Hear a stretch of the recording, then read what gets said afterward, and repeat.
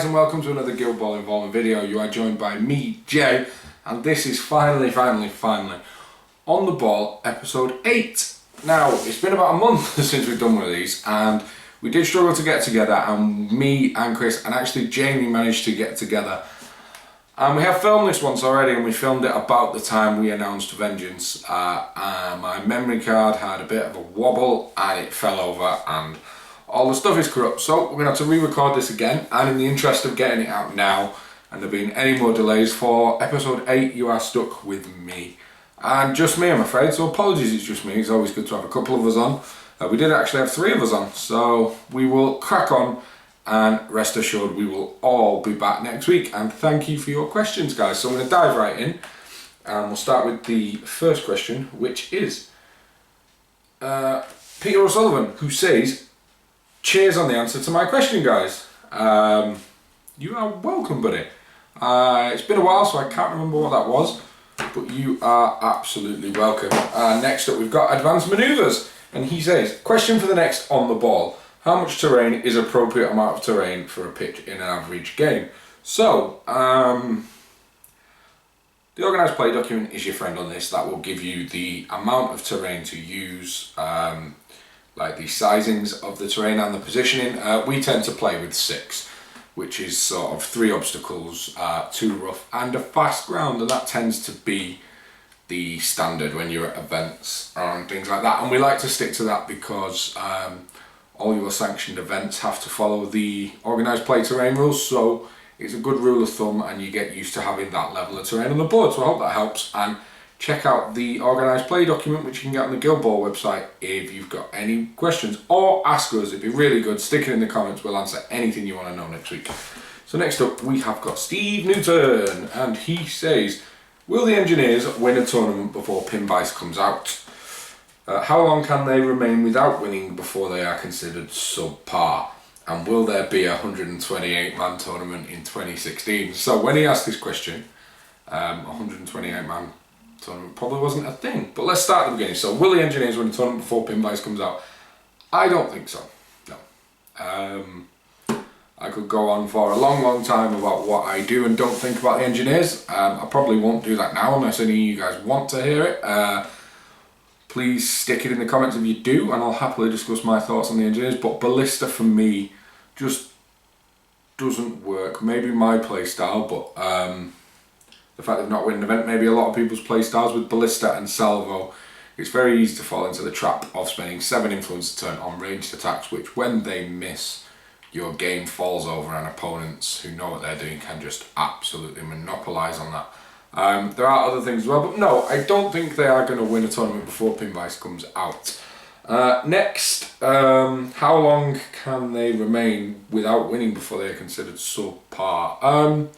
There's a lot of talk of it already, and I do sway to and fro from thinking they are or they aren't. And then, will there be a 128-man tournament in 2016? Yes, there will. It is Vengeance, guys. My God, thank you again. I'm going to thank you guys at every little possible opportunity for getting behind this event. As of today, which is the 9th of Feb, we have 111 players. Like, just take that in. That is going to be insane. So that is what? There's going to be 56, if it stays at current numbers, there'll be 56 games going on at once. That is like truly insane, and the support of the community and you guys getting behind it has been insane, and in return we're going to give you an awesome weekend. So yes, Steve Newton, there will be an 128-man tournament in 2016, and we are going to do our best to sell it out and bring our A game. So cheers for the question, bud. Look forward to your question next time. And then we've got Ben Redmond, one of our local players, and he says, should Vassal events be included in the rankings, and if so, how? Separated, put as an independent rankings table, included but not affecting the weighting of non-Vassal events, or other ideas?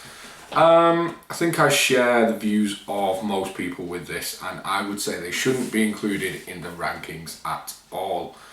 It just isn't right for me, and I think that is the general consensus. I very much do like the idea of Vassal having a rankings, but I do think it needs to be completely separate and we keep the two massively apart. But cheers for the question, Ben. We need to get a game soon, man, and I look forward to your question next week. Then we've got Justin Cader. Here's my buddy Justin. And he says, hey Gilding Girls. He loves making Guild Ball puns for us. He says, hey Gilding Girls, hope you're good. Sorry I haven't asked a question for a while. I haven't played a game since Skaldic. So 1, why haven't you asked a question in a while? And 2, why haven't you played since Skaldic? But we have been talking yesterday. Me and you are going to meet up soon for a game, Justin. It has been too long. Anyway, for my question, please can you do Season 1 awards if you haven't done them already? I.e. best model, best player, best team, best character play, greatest community moment, and who gets the Chris of A award for 4th place. Keep up the good work, lads, and let's get some games in soon. Absolutely to the games. And this question is awesome. And not that it means that much now, but we had great fun answering this as the 3 of us. So what I'm going to ask is, because you don't want just my opinion, ask this question again in the next episode, Justin, and we'll answer it as a group and give you some good answers.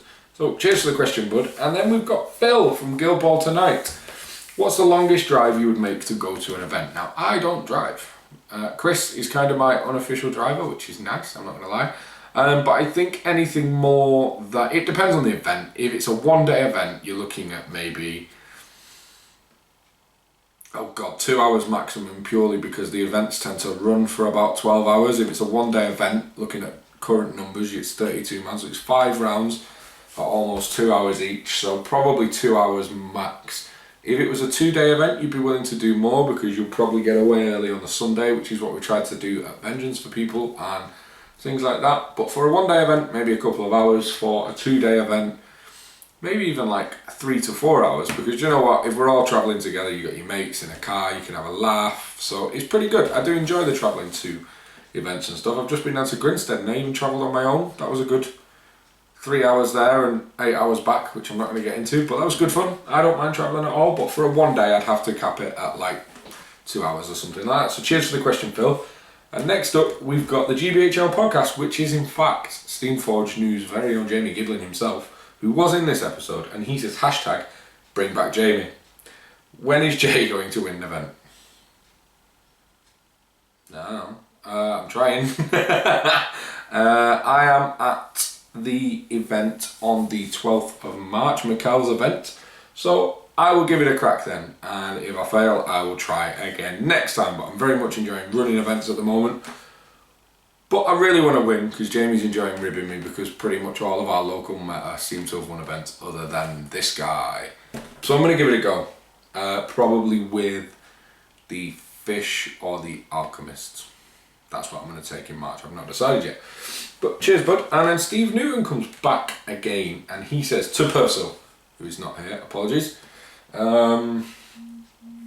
Given your recent use of Fish rather than Union, what are the best and worst changes in team style between Union and Fish? What are you finding most difficult to deal with using Fish rather than Union? Chris will have to answer that, so Steve, stick it in the comments for next week, please. And then he says to Jay, why did you bottle using Pure Alchemist and run Fish? Was it to be more like Purcell? Well, Purcell actually copied my team. We're talking about the Brad's amazing event at the Grid, Frozen Balls, and Purcell, I'm calling him Purcell now too, Chris, also copied my team there, but it wasn't Pure Alchemist, it was going to be Pure Engineers, but I did bottle it and I went Fish because, quite honestly, I'm struggling with the Engineers and I am really enjoying using the Fish at the moment, so I went to do a bit of crazy stuff and I did quite well, which was good. And then we've got Pinoy Wargamer, and guys, you need to check out Pinoy Wargamer on Facebook. He makes the really cool Guild Ball comic strips of his games, which is worth watching. And he says, I've made some gaming pitch designs. I'll have these printed on some tarp just to make tables for future events. And he's linked that, and I've actually looked at it. They're really cool. If you want to see these, check out the comments from episode 7. They look really good. And then next we have Brian Lies. In Season 2, will the change a captain brings be too drastic to be included in the team pool as an alternate and not built around? Not quite sure how you mean that. In Season 2, will the change of captain bring be too drastic? I think you will see quite big changes in the captains, because what it will enable you to do is to take 2 very different play styles with one guild, which maybe like the Fisherman didn't appeal to you in Season 1 because you didn't like the crazy football, all-out football, and you like playing a bit more of a control game. And now in Season 2 you've got Corsair, who can grab the ball from ranged and harpoon and things like that and avoid knockdowns. So I think big change through the captain is good because it could encourage you to use the players we're not using at the moment, like Stoker, although he is having a bit of a resurgence, and Graves and Meathook, etc., etc. So who knows? We are literally finding out as we speak. Today's Steamforged news has actually been the Veteran Rage card, which is the Season 2 captain for the Union. So go and check that out. It'll be all over Facebook by now. Then we've got Jesse H. Best way to play against Masons with Fish. He uses Honour, Marbles, Harmony, Flint, Brick and Mallet. I generally use Siren, Jack, Sakana, Kraken along with Shark and Salt, of course. Only a few games in, Sakana has been good, but I find he gets lost if my opponent has the ball for too long. Thinking of mixing up using Angel to banging long range goals and possibly Fangtooth to hold up Honour. Should I maybe swing to all-out goal scoring with Shark, Angel and Sakana plus others, and any other thoughts? So, my thoughts on this are absolutely, I love playing the Fish with 3 strikers, so I tend to go Shark, Angel and Greyscales, Shark, Sakana, Greyscales, or you could put Angel in there and any permutation of those guys. Sakana is amazing against Masons because obviously he can weak point and drop the armour, and he will ignore a point of the armour himself. Fangtooth is also a very good shout because again he can run in, Honour's responsive play will be Gluttonous Master, and then he can knock her down and hopefully keep her there. Fangtooth is now amazing at keeping 1-inch melee models with him. He really ties up players, which is good. So I would recommend you try some of those out. Give Fangtooth a whirl.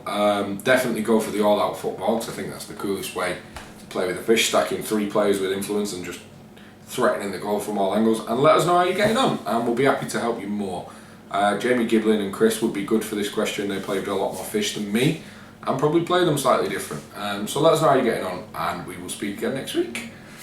The Old Buzzard, and the Old Buzzard says, I've just watched Hayes' hobby vlog. Apologies for that. These new Season 2 players seem to be making their owners make more decisions when they are on the field. They are not better than the Season 1 guys discuss. With the obvious exception, of course, give him a wooden leg, reduce his movement and turn him into a football citadel.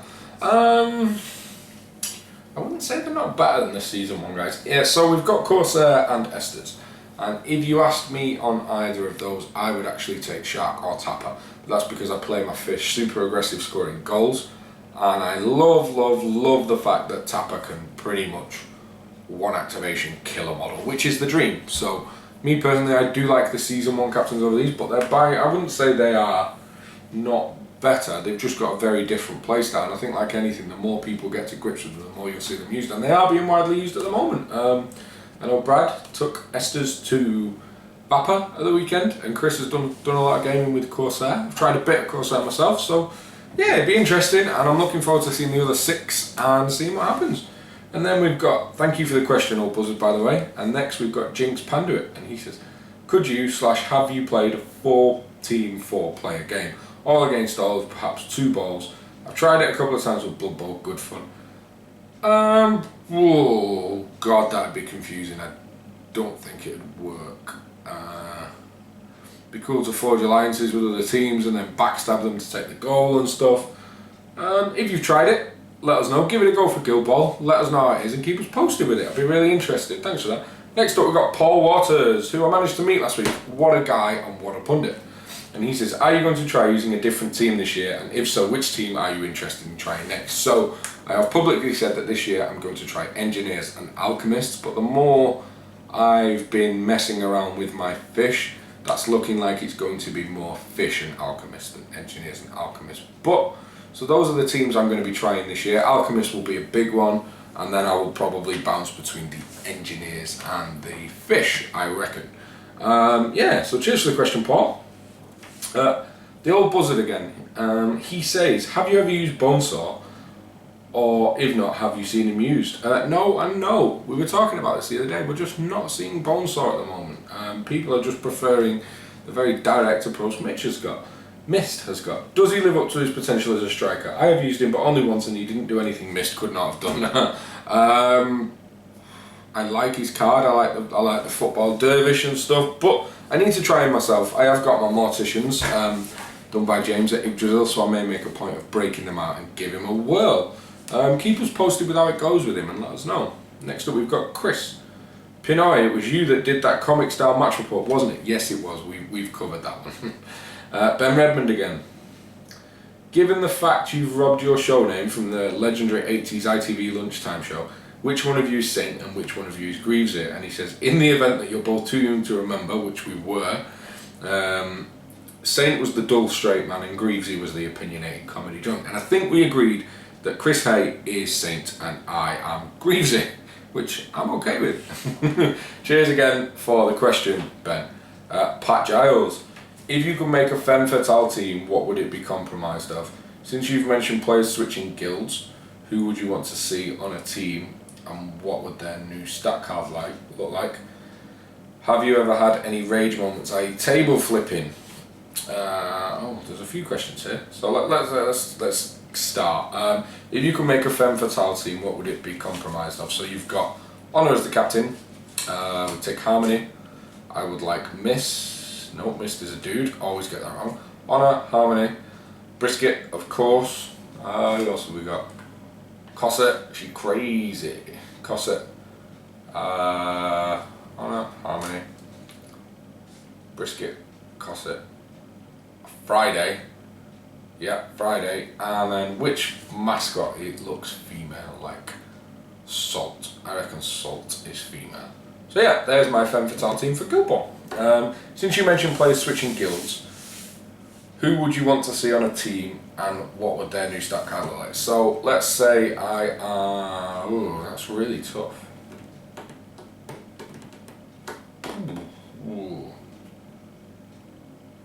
So I'll take the fish. So let's use the fish team, and who would I want in the fish team?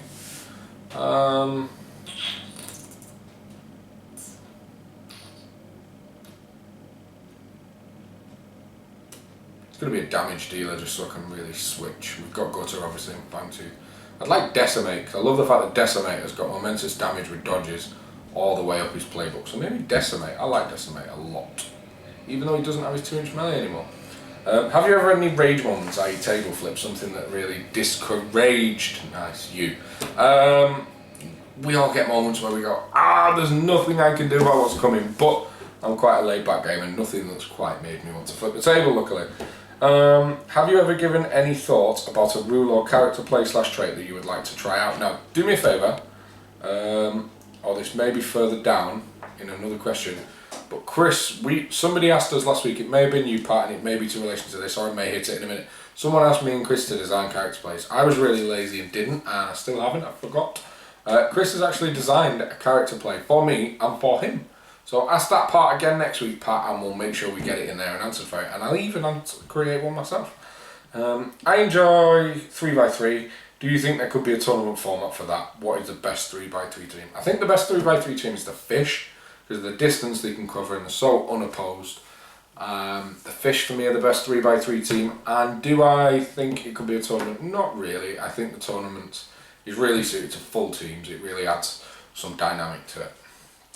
I think it would be fun to see you guys commentate a game, but be crazy like how they commentate an actual soccer game. Now, interestingly, Jamie Giblin of Guild Ball TV and the GBHL podcast and Steamforge News, he gets about, has recorded a game that him and Chris played, and me and Jamie are going to commentate it. Obviously, I don't know the score; they're not telling me, or what's happened. I'm going to comment on over, so you'll probably hear me telling them they're all idiots and things like that. So that'll be coming soon, and I'll make sure I link you all to it when it does. And then he says, as Guild Ball expands its universe, what guild would you like to see come into a team? What guild? I always said the two guilds I'd like to see is a law guild and a religious guild. I think they've all got big potential, but we were talking about this a while ago. There's hundreds of possibilities that they could design for this game, which is exciting. Rookie question. You can still play the old Brisket moving forward. You don't have to use the new veteran version. Yes, you can use whichever version you want, but obviously you can only have one Brisket on the pitch. Excellent. So Pat, as always, we love the questions you get into us, man. It's really good. Please keep them coming thick and fast. And then we've got Peter O'Sullivan again. And he says that Steamforged have said, in Season 3, there will be a new way to play the game. What do you think this will be? No, I have no idea. I really have no idea. With no pants on, drunk, some people play it drunk now. I've got no idea, but I am just as excited as you to see. And then it's the last question. We flew through this week, and I think that's just because it's me on my own. It is Jesse H. Hi guys, I am newish to Guild Ball. Mainly been painting up my new toys, but I'm slowly converting my mates to play games with me work. Good stuff, man. That's what's really good, helping grow the community. Quick question to start off my on-the-ball career. When my opponent or I use momentum to clear off all conditions, does that include character play effects such as Gut and String Goad and Heavy Burden? No, it doesn't. It just includes your conditions, so your poison and your knockdown and things like that. Cheers, lads. Keep up the good work. And thank you for commenting, guys. Thank you for commenting, Jesse, even. I hope you're enjoying this. And please keep getting involved, man. We'd like to do this for you guys. P.S. Nice Bucks hat, Chris. Or is it a subtle nod to the Hunters? Because I know he bought that hat because he's seen it and it looked like the Hunters logo for him. He does love that hat. So that is it. That was probably a very quick and maybe boring on the ball because you stuck with just me. But next time we will be back with at least 2 of us. And as always, guys, thank you so much for supporting this channel and asking questions. Please keep it going. And another thank you to everyone who's coming to Vengeance 2016. It's going to be off the wall. So, as always, comment, like, share and subscribe. And happy guild balling, guys.